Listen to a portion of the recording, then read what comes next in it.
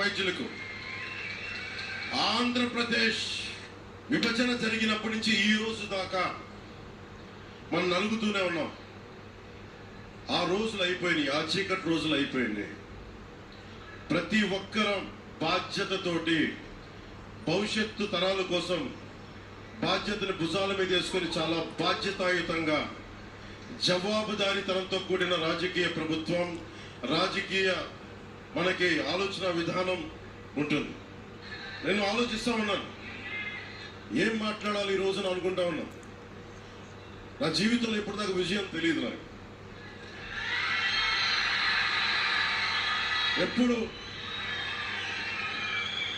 ఎప్పుడు ఒకే ఒకసారి సినిమాల్లో ఉన్నప్పుడు తొలి ప్రేమ అనే విషయం చూశాను.